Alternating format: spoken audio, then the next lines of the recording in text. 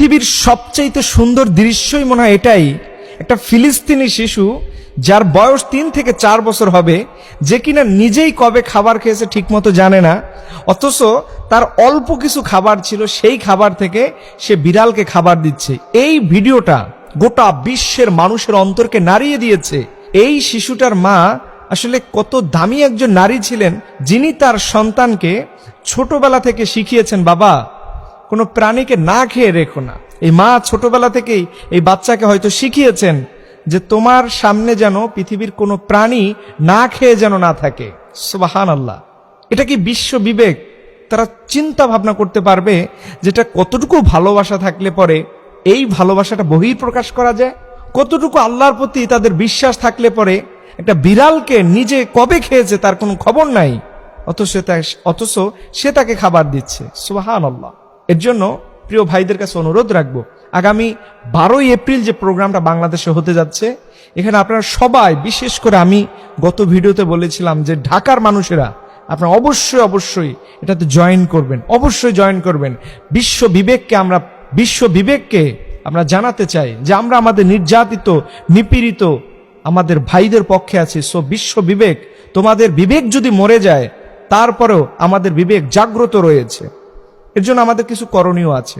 1 নম্বর যে করণীয় কাজটা হলো, অনেকে দেখতেছি যে ওই ইয়াহুদি পণ্যগুলো কিনে নিজের দেশে ফেলতেছে। তারা খুব দরদ দেখাচ্ছে যে আমরা ওদের পণ্যকে বয়কট করতেছি। না, এটা কখনো বয়কট হয় না, এটা একটা তামাশা। আপনি ওদের পণ্য কিনবেন কেন? এটা কিনলে তো ওদের সে উৎপাদন জিনিসটা তো বাড়তেছে। বরঞ্চ যেই দোকানে থাকবে ওই দোকানের সামনে থেকেও আপনি হাঁটবেন না। তাহলে কি হবে? ওই দোকানদার বলবে তোদের মাল তোমরা নিয়ে যাও, তোমাদের মাল দেখার কারণে কাস্টমার পর্যন্ত আসতেছে না। এর জন্য এই কাজটা করতে হবে, ওদের খাবার কিনে ফেলে দেওয়া, এটা ওদের উৎপাদনকে আরো বাড়িয়ে দেওয়া। সো এটা মনে রাখতে হবে। 2 নম্বরে আমি এই 12ই এপ্রিলের প্রোগ্রাম যারা বাস্তবায়ন করতেছে তাদেরকে এবং গোটা দেশবাসীকে উদ্বুদ্ধ করব, সেখান থেকে যেন শক্ত একটা স্টেটমেন্ট স্থায়ীভাবে বাংলাদেশ সরকার যেন বাস্তবায়ন করে।